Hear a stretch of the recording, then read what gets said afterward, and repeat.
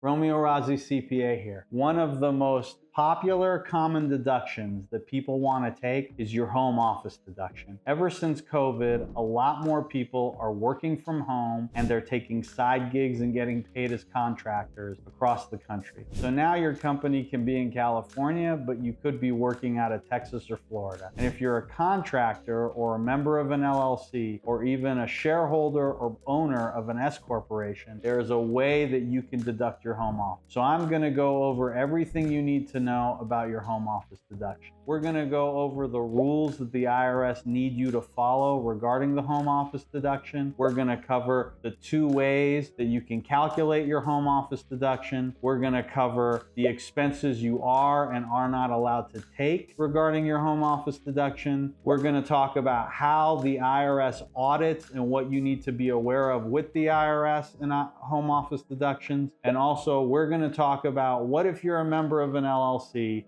What if you own an S corporation? Because the rules are a little different when you're an S corporation shareholder or you own an S corporation versus if you're a sole proprietor or you are a member of a multi-member LLC or partner. The IRS rules regarding a home office deduction, you have to worry about 3 things called the exclusive use test, the regular use test, and how you use your home office. Okay, the exclusive use basically means that area is used exclusively for your home office and nothing else. In other words, you can't say that your kitchen counter is part of your home office. Why? Because you use it not only to put your laptop and maybe do some computer work, but also because that's where you eat and you cook. The area has to be exclusive use. So not the corner of your bedroom. You need a room just like I have this room here. It's exclusively an office where I have my computer, I have behind my camera operator, I have a bunch of files and folders specifically for tax stuff.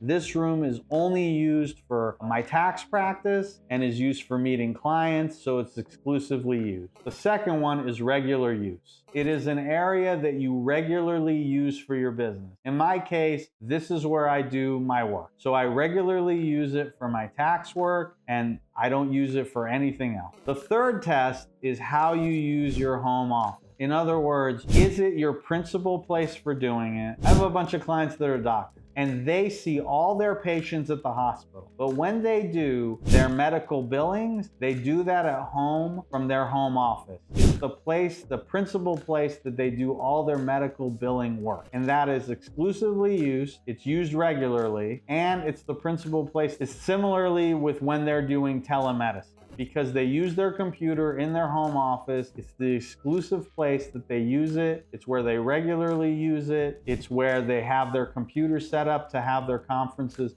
with their patients. So it meets the 3-pronged test that the IRS requires you to have, which is exclusive use, regular use, and your principal place in having your meeting. There are 2 ways you can take your home office deduction. There's what's called the simplified method, and there's the percentage of use method. What I'm gonna do is go over these 2 methods in front of a whiteboard for you right now. As I mentioned, there are 2 ways to take the home office deduction. You can use either the simplified method or the percentage of use method. Simplified method is called the simplified method because it's super simple. All you do is take the square footage of your home office, you multiply it by $5, and then whatever that is, you can deduct as a home office deduction up to a maximum of $1,500 a year. So if you have a home office that size is 10 by 12, that's 120 square feet, you multiply that by $5, you get $600.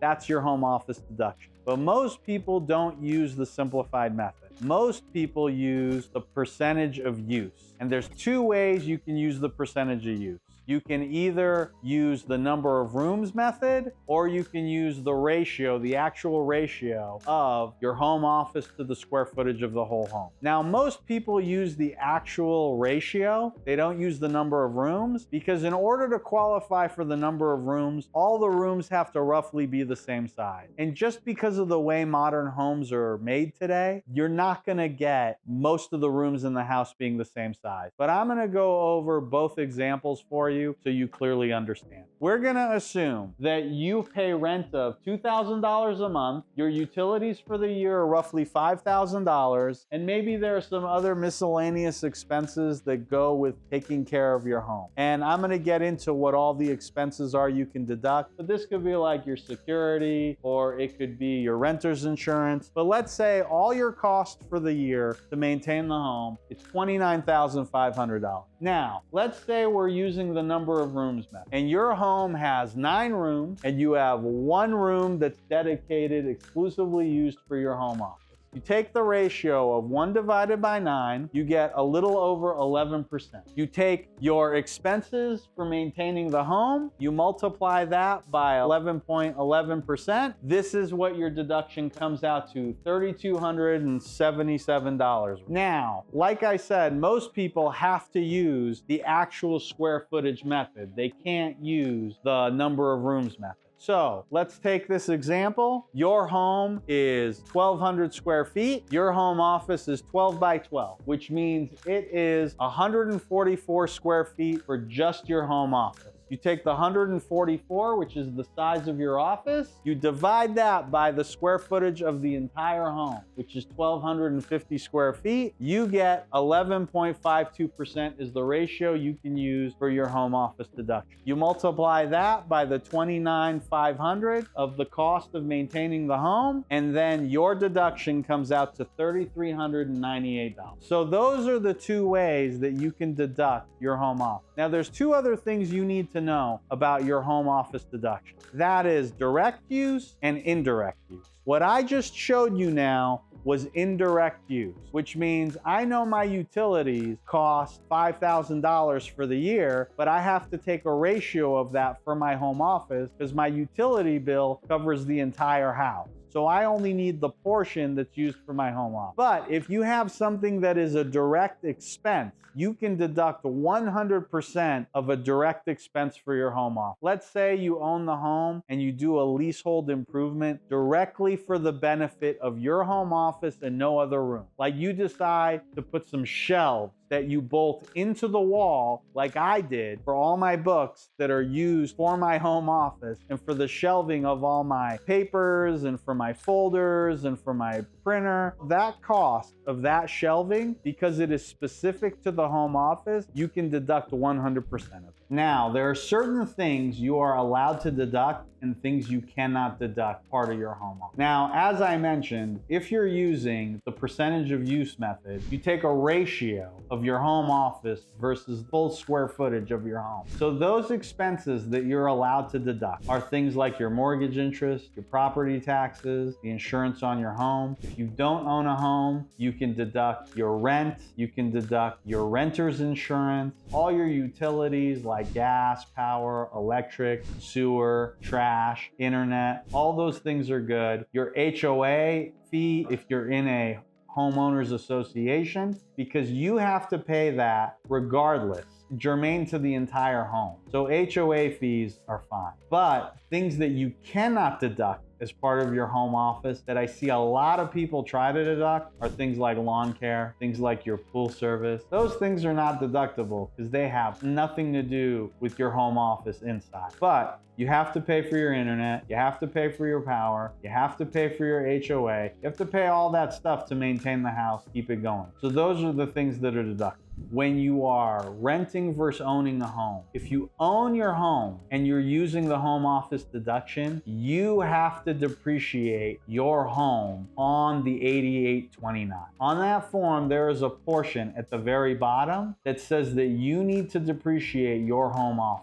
A lot of tax returns I've come across, you see they are not depreciating the home office, and that's wrong. You must depreciate your home office if you own your home. It's written right there in the IRS publication that the home office must be depreciated if you own the home. And you have to take into consideration that when you sell your property, you're gonna have to pick up a gain on your home office sale. So one of the things that's really important is how is the IRS audit your home office? There are a couple of things you have to worry about regarding the IRS and your home office deduction. The first thing that you have to take into consideration is once you take a home office deduction, the IRS has a right to inspect your home office. That means that they have a right to come into your private home, look around, go into the home office, see how you have it, and then leave. So you need to take that into consideration if you're taking a home office deduction, because there's always a possibility that the IRS will come and want to inspect. Now, if you are not taking the home office deduction, it's hard for the IRS to say we want to come inside your home. But once you start taking that home office deduction, they have a right to come inspect. Second thing you have to keep in mind, if you own your home and you go to sell it, you're going to have to pay a capital gain on the sale portion of your home office. So that's another thing you have to keep in mind. So make sure to discuss these things with your CPA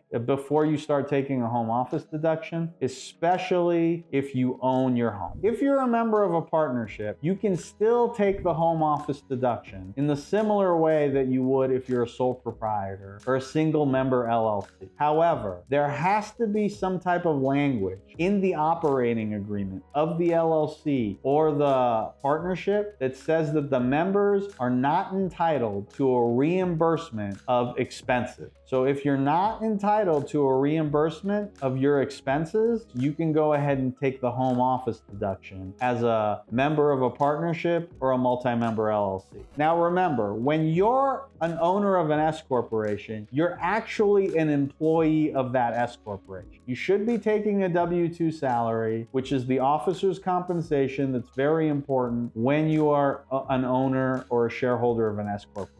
And as an employee of an S corporation, you can have something set up called an accountable plan. And an accountable plan is something that allows the corporation to give reimbursements to its employees that are not taxable to the employee. I'm going to do a completely different video on accountable plan, but know that through the accountable plans, you can get reimbursed for your home office as a reimbursement in which you do not have to pay tax on that reimbursement. So what are the things that we covered? We covered the rules that you need to know in order to satisfy the IRS requirements of a home office deduction. The two different ways that you are allowed to take that deduction, the simplified method and the percentage of use method. We covered all the different expenses you are allowed to take and the ones you're not allowed. We also covered what is the IRS allowed to do when they audit you. Remember, they can go into your house, so be prepared for that if you want to take the home office deduction. And if you're a member of an LLC, you can take that home office deduction if it's written in the operating agreement that you're not allowed to get reimbursed for any expenses. And with S corporations, you have to use an accountable plan. Now you know everything about home office deductions. Before you go and take one, make sure to check with your tax preparer or CPA. Well, I never know how to end these things, but I'm doing my best to give you guys the information you need to know about your home office deduction. Thanks a lot. If there's certain questions that you have about the home office deduction that you think I didn't cover, leave a comment in the notes and I'll get back to you. Thanks again.